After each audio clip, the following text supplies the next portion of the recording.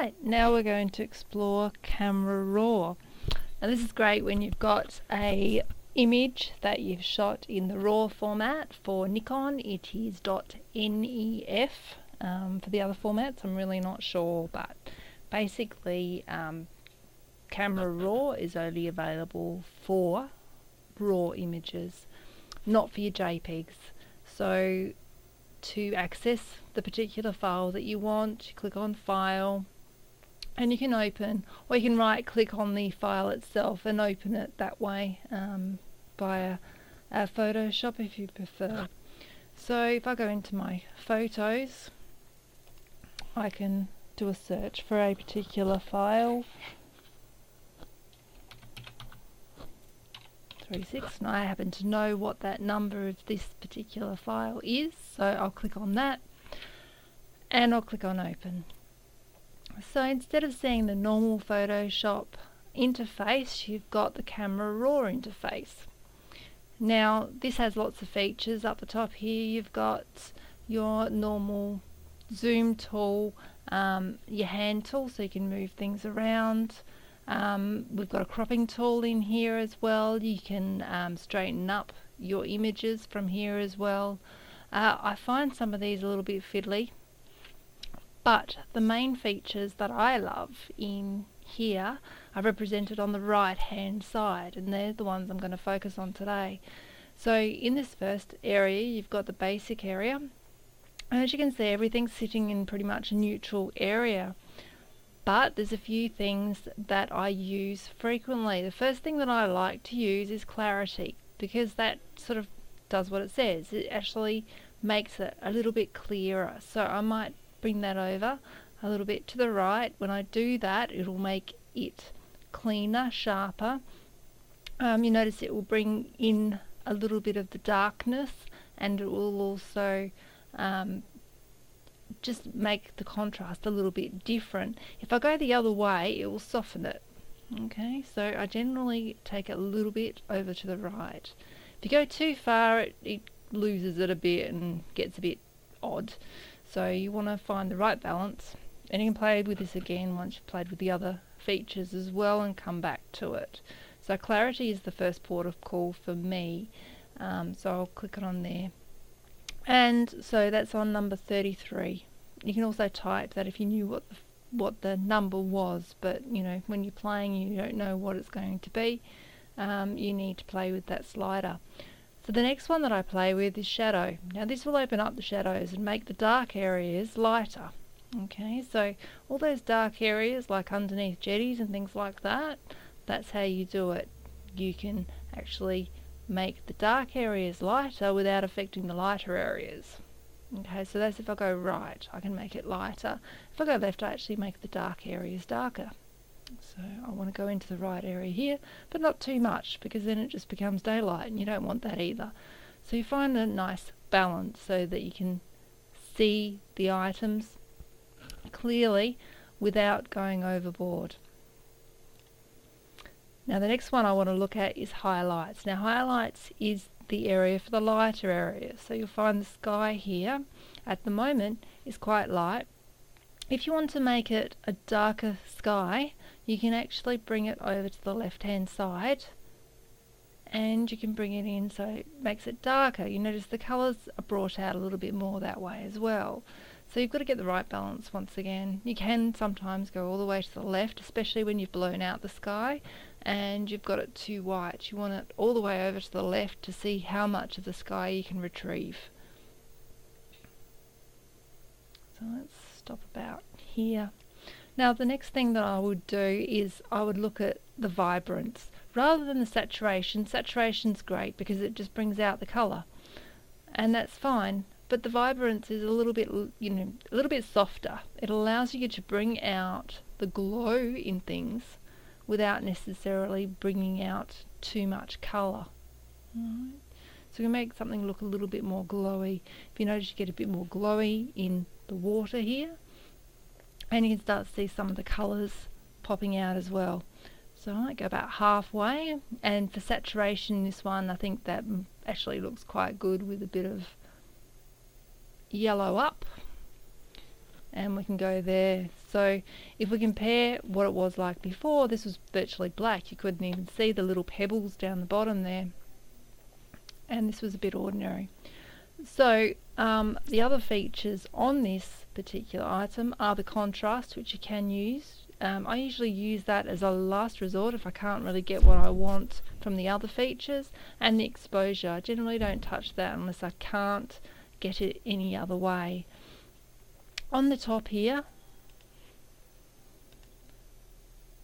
so that's the basic tab.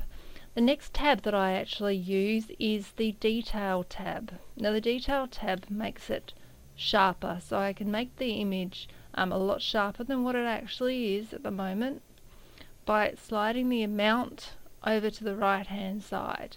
The higher I go, the more detail I actually get, but you've got to try and do it in such a way that it's not too much. I generally stop short of the end there because it does make it a little bit tricky otherwise. I generally find if I go too far, it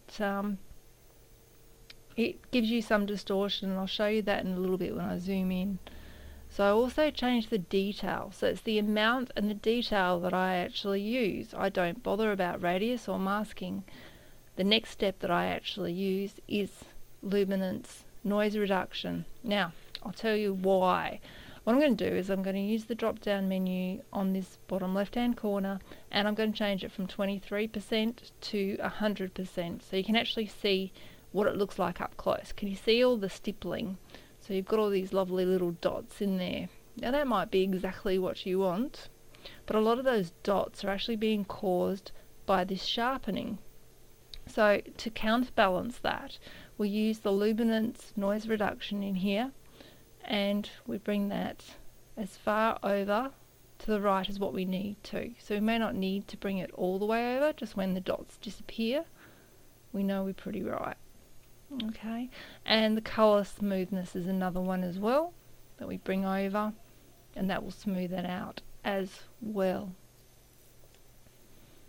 Alright, so now what we've done is we've actually sharpened the image, and I scroll down, and you can use the hand tool as well and go up and down, and as you're looking in close, see if it's what you're happy with, because you may have to fiddle around with it. You may want it smoother, so you need to go into the noise reduction and make it smoother through here, or you may need to reduce the sharpening or increase the sharpening depending on what the final look that you actually want. Okay, so now I'm going to go back, and I'm going to go back to that 25% or 23 if you want to type it in. I can always use Control 0. Now that will make sure that the entire image is on the screen. Control 0 is a good one to remember. Now we go into the next tab here. Notice I've used the first one, which is basics. I've skipped the second one. I use detail in the third tab, and then the final one that I generally use is the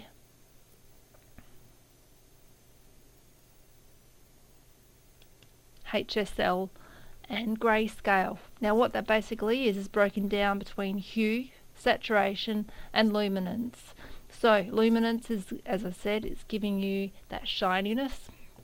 So if I increase the yellow in here, it makes it a little more shiny, but it brings more of the white out, so be careful with that. You can also go the other way and it will become bolder, but then you end up with this yucky sort of browny colour across the top there. You don't want that either, so you want to get some sort of balance, and everybody's preferences are going to be a little bit different, and I find from one image to the next my preference changes also. So find what you like in here. If you want to change the saturation on a particular colour, you can go into saturation, find the colour you want to mess with, and then change the slider back to the left, to the right, so maybe a little bit of more orange.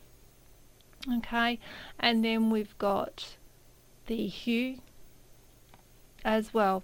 So if I wanted to, and I wanted to make all of my oranges a bit more yellow, I can actually slide my orange slider over to the yellow, and you notice that you lose a lot of the orange but you get more yellow.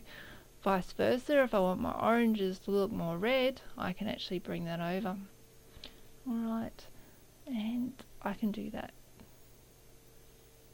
as well, so you can keep playing.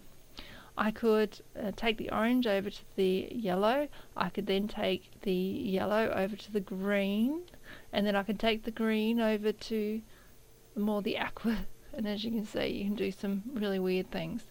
If you want to bring them back to normal, it's 0, so I can type 0 in between here. So just a little bit of orange if I want it a bit more normal, but you can use your imagination and do whatever you like, really. Okay, so when you are ready and you're absolutely happy with the final result, you've had a really good look at it close up, and you're happy with that as well, then you're ready to open the image. So I use Control 0 again so I can see the full screen. I click on Open Image. And now we have it opening up in Photoshop as per normal. Now the last thing I tend to do is I will go in with the crop tool. I will adjust the horizon to make sure that's actually straight. I'm shocking at getting bad horizons, so I fix that up in here. Now the other thing that I actually do when I'm ready, I click on the tick and to secure that, then just make sure there's no white floating around. The new Photoshop's pretty good. It doesn't generally allow you to have a white border, but occasionally one or two will slip through. Now the last thing that I actually do is I will go in, I will zoom in, so using the zoom tool here, and I will zoom in, and you can see these little flecks of, well, little blobs, I suppose. And that's one of the downfalls, I suppose, of working on the beach, is that you get moisture and you get all sorts of things inside your camera and on your lens and so forth. So you may need to go in and fix these up. The best way that I find to fix that up is using this particular tool, which is actually called the Spot Healing Brush tool. So when you click on the tool there, you notice that there's a variety of other tools there also. So you may already have it selected as something else, like Healing Brush tool. You use the arrow and you select the Spot Healing Brush tool. You change the brush. At the moment my brush is a little bit too small, so change the brush so that it's going to go all the way around my blob, and then all I need to do is click on it and it takes it away. Super fast and super easy. Alright, so I just go around the screen and I get rid of all my little blobs.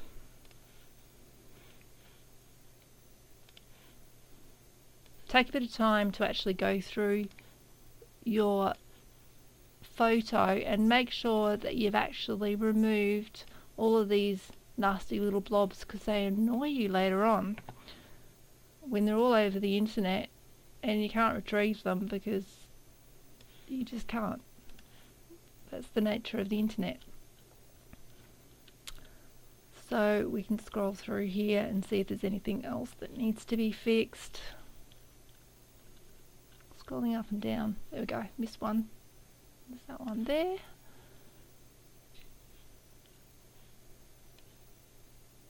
And across. Go down. So when we're done and we've made sure that we've gone through it with a fine tooth comb and fixed up anything that we needed to, there's a couple more. Oh, they're everywhere. Alright.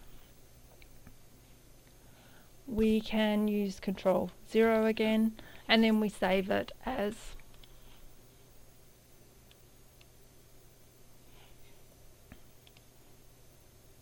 JPEG or a PSD if you want to work on it later.